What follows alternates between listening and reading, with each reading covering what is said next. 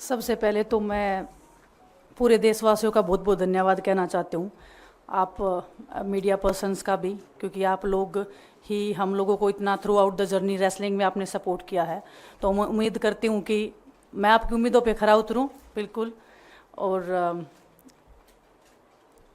Congress party का मैं बहुत बहुत धन्यवाद करती हूँ, क्योंकि जब बोलते हैं ना कि बुरे टाइम में पता लगता है कि अपना कौन है। जब हम रोड पे घसीटे जा रहे थे तो छोड़ के बीजेपी को, देश में जितनी भी पार्टियां हैं वो हमारे साथ में थी, हमारे दर्द को समझ पा रही थी, हमारे आंसुओं को समझ पा रही थी। मैं बहुत प्राउड फील कर रही हूँ कि मैं एक ऐसी पार्टी में, एक ऐसी विचारधारा में हूँ जो महिलाओं के साथ हो रहा अन्याय और उनके साथ बुरे बर्ताव के खिलाफ खड़ी है। वो लड़ाई लड़ने के तैयार है, सड़क से लेकर संसद तक।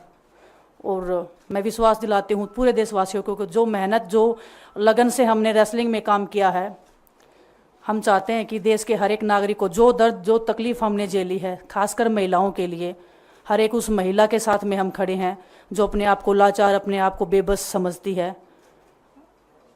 रेसलिंग में मैंने पूरा कोशिश किया कि मैं जितनी भी महिलाओं को, छोटी बच्चियों को इंस्पायर कर सकती हूँ।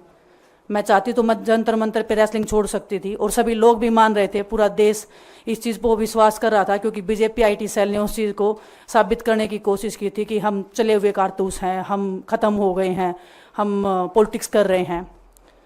उन्होंने बोला मैं नेशनल नहीं खेलना चाहती, मैंने नेशनल चैम्पियनशिप खेला। उन्होंने बोला ये ट्रायल्स दे के नहीं जाना चाहते, मैंने ट्रायल्स भी दिया। उन्होंने बोला कि ओलंपिक्स लेवल तक नहीं जाना चाहते, मैं ओलंपिक्स में गई, मैं फाइनल्स में गई। अनफॉर्चुनेटली परमात्मा को कोई और चीज़ मंजूर होगी। एक चीज़ मुझे पता है कि जब मेहनत आप करते हो तो ज़रूरी नहीं कि आपको उसी दिशा में मिले, कई बार दूसरी चीज़ों में भी आपको वो फल मिल जाता है।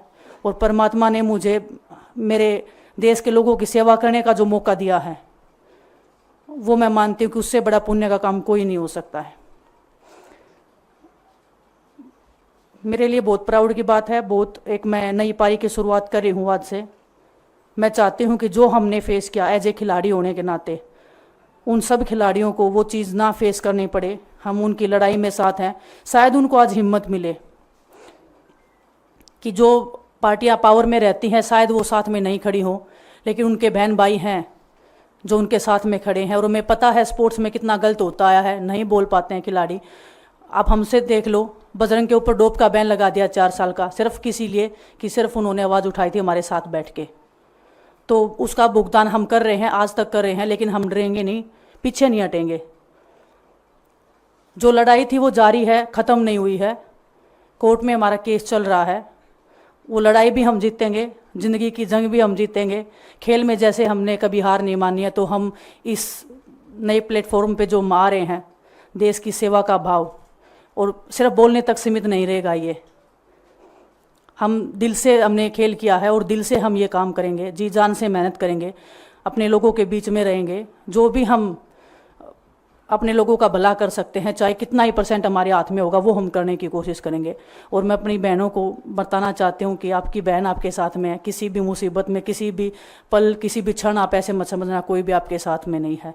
जब कोई नहीं खड़ा होगा तो मैं आपके साथ में ज़रूर खड़ी रहूँगी, कांग्रेस पार्टी आपके साथ में ज़रूर खड़ी रहेगी। ये हमने फील किया था, और मैं वादे से कह सकती हूँ, दावे से कह सकती हूँ कि बिल्कुल आपके साथ भी खड़े रहेंगे। बहुत बहुत धन्यवाद आप सबका। For exclusive and insightful videos, subscribe to our new channel ABP Live Premium.